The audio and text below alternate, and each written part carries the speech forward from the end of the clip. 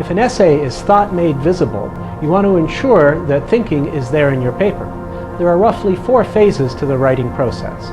First is preparation. Many students mistakenly assume that they can just string together a bunch of information or quotes from several different sources to comprise their paper. Because this is not really thinking about the material, though, at best it will produce a mediocre paper. If you have gotten feedback from the professor that says you aren't being analytical enough or didn't go far enough in exploring your topic, you are probably stringing sources together. One way to ground your paper in something significant is to take a question approach to it. Consider your paper as an answer to a question, your thesis question. The summary of that answer to that question is the thesis answer or thesis statement. Material that doesn't answer your question doesn't belong in your paper.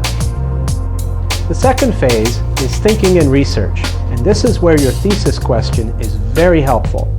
Questions also help you in planning your research and organizing the information you gather on your topic. Many students make the mistake of going to the library with a keyword only, and when they type in that keyword into one of the various search engines, they get a universe of data back. This is far too much information, and they often get lost and confused. Questions help direct their research and select certain resources for more attention. When they find some information, they compare it against their question.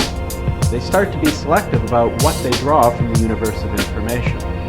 With this, they start to be able to organize and sort information as well, and make connections between things.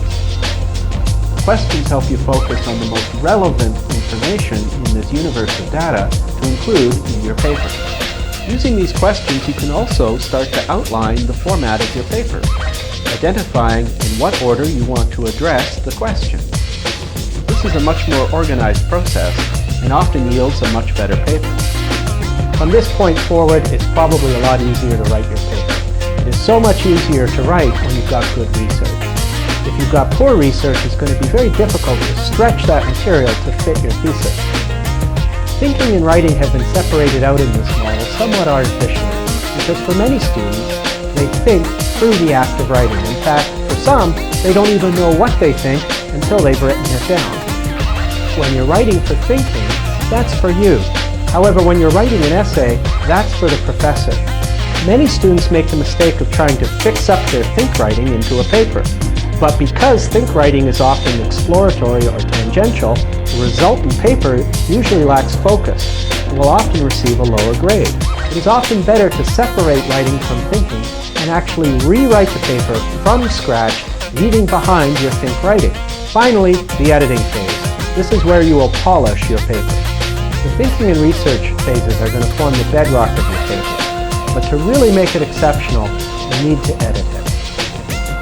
Very few students can write an A-level paper right off the top of their head. Those that have done that have been thinking about their material, often just in their head, for a fairly long time. There's a whole video on editing, and I encourage you to check it out.